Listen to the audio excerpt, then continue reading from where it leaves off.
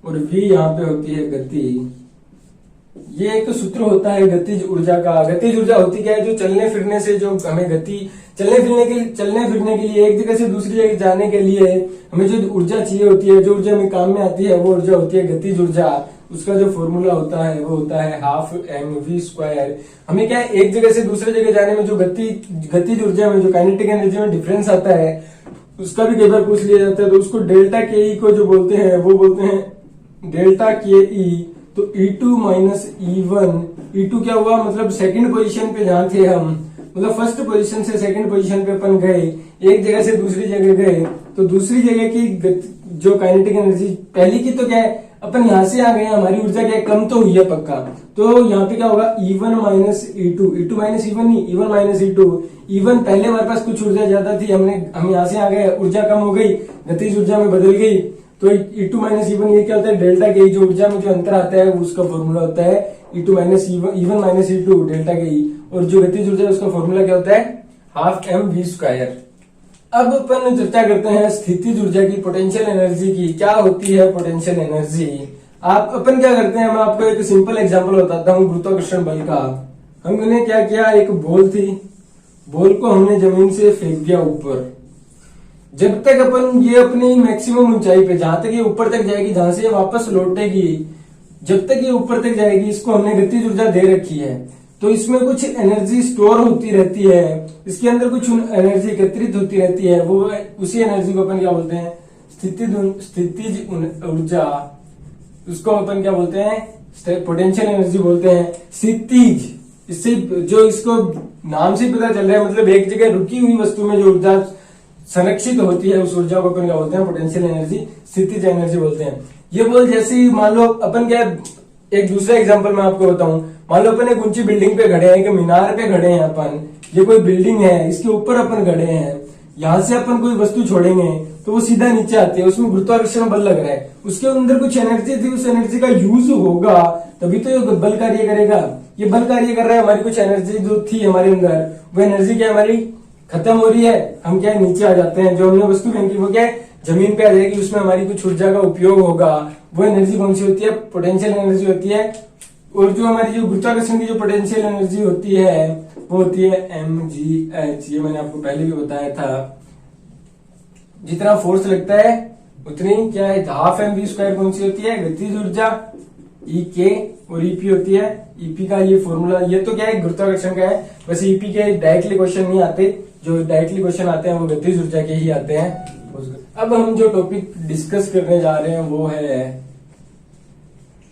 Conservation of energy, ऊर्जा का संरक्षण। ऊर्जा का जो कंजर्वेशन है, संरक्षण है, वो कैसे होता है। तो सबसे पहले मैं आपको एक बात बता दूं, जो हमारी ऊर्जा है उसको ना तो हम बना सकते हैं, बना सकते नहीं, ना ही उसको हम खर्च कर सकते हैं, मिटा सकते हैं, मिटा भी सकते नहीं। ना तो ऊर्जा को हम बना सकते हैं, ना ही उसको मिटा सकते हैं। जो ऊर्जा है वो फिक्स है, वो अपनी एक स्थिति से दूसरी स्थिति में परिवर्तित होती रहती है, स्थानांतरित होती रहती है। जो मैकेनिकल एनर्जी है वो इलेक्ट्रिकल में चली जाएगी, जो इलेक्ट्रिकल है वो केमिकल में चली जाएगी। केमिकल, पोटेंशियल, काइनेटिक एनर्जी एक दूसरे में क्या उनका कन्वर्जन होता रहता है, एक से एक अपनी एक स्थिति से दूसरी एनर्जी में स्थानांतरित होती रहती है। बट जो ऊर्जा है उसको हम ना बना सकते हैं, ना उसको मिटा सकते हैं। जो एनर्जी है वो फिक्स है। जो हमारा ब्रह्मांड, जो एटमोस्फियर है, उसकी जो सौरमंडल है, उसकी क्या है, एनर्जी है वो फिक्स है। वो एनर्जी क्या है, अपनी एक स्थिति से दूसरी स्थिति में क्या स्थानांतरित होती रहती है। हम एनर्जी को बना भी नहीं सकते, मिटा भी नहीं सकते। Energy can neither be created nor be destroyed. तो जो ऊर्जा है वो तो क्या है, फिक्स है, उसको ना हम बना सकते हैं, ना हम मिटा सकते हैं। तो ऊर्जा है, इसका संरक्षण में तो यही बात मेन जो टॉपिक है वो यही है कि ऊर्जा को हम ना बना सकते हैं, ना मिटा सकते हैं। जो नेक्स्ट टॉपिक अपन डिस्कस करेंगे वो है डिसिपेशन ऑफ एनर्जी। वो टॉपिक है ऊर्जा का क्षय। तो आपने देखा होगा हमारे घरों में क्या इलेक्ट्रिक जो उपकरण लगे होते हैं, बिजली के उपकरण, उनको अपन चलाते हैं, मान लो जो हमारी क्या है, जो उपकरण है उनको अपन उपयोग करते हैं, तो उनमें क्या है, वो गर्म हो जाते हैं।